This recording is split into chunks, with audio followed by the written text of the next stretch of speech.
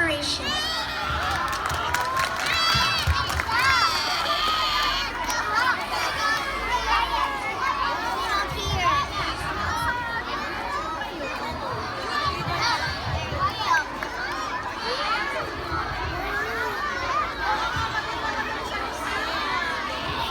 Next will be the reports of the class mayors of intermediate grades. Let's see if their schoolmates can cheer for them.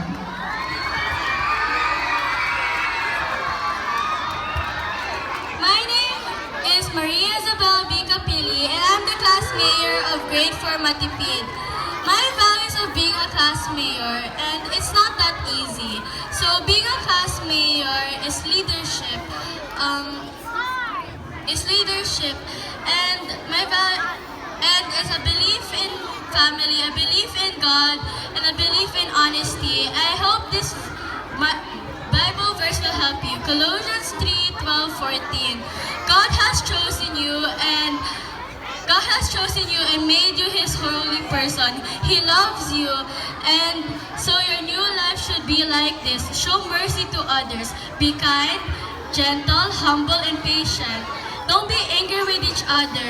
If you feel that someone has wronged you, forgive them. Forgive others because God has forgiven you. Together with these things, the most important part is to love. Love is what holds everything together in perfect unity. Thank you.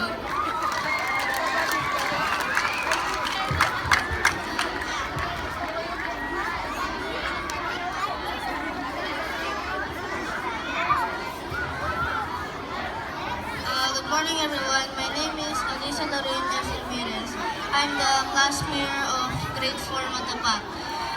As a class mayor, I've learned to be more responsible and patient so that even if I write on the board it won't succeed, I've learned how to try again and manage everything in any little ways I could. Hello everyone, my name is Randall Jason A. De La Cruz, the class mayor of 4 Maunawaki. As a class mayor, you have to be a leader. As they say, nobody is perfect. But if you practice, you will see that your skill develop. And if you practice, you will also get some scores that you would like to have. Thank you.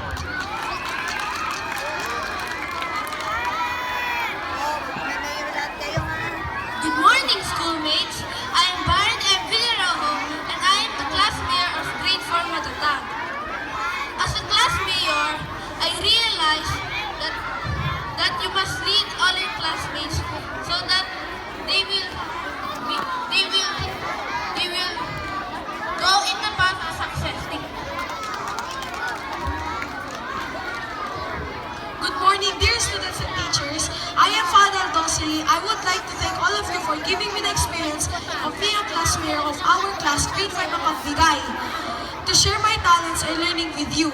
It enhanced my leadership skills and boost my self-esteem, and of course, I also learned from all of you how to be a better person.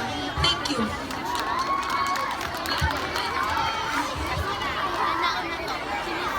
Good morning, everyone. I am Jasmine Marcel Oterbio, the class mayor of grade 5 Matuluni. As the class mayor, I should be a respectful class mayor. I learn how to be a leader in the class. I always lead my classmates to be a good people of the classroom. Once again, I'm Jasmine Marcel Oterbio, the class mayor of grade 5 Matuluni.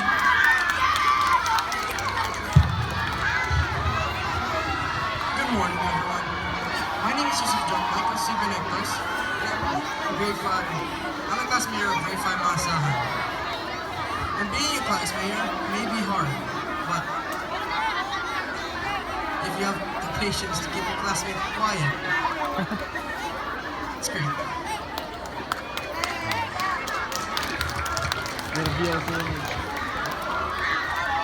Good morning, everyone. I am Genesis Ruth A. Basa, the Vice Mayor of Grade 6 Makabayan. As a Vice Mayor, I help the Mayor some of his duties and responsibilities. Thank you.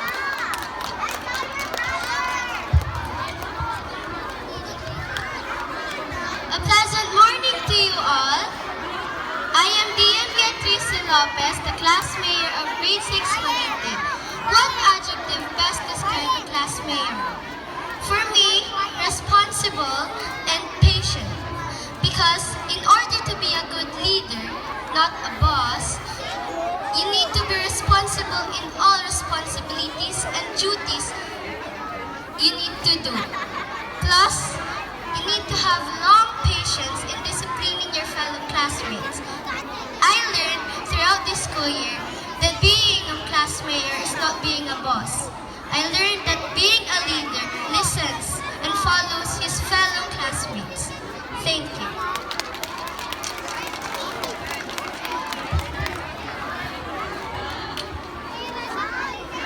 A pleasant morning to all. I am Ezekiel Belo Meneses, class mayor of grade 6 Marangal.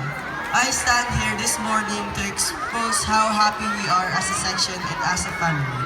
In our 10 months of learning, we come to realize and be mature because of the guidance of our advisor and teachers. We actively participated in school activities that help us use our skills and talents to inspire all of you.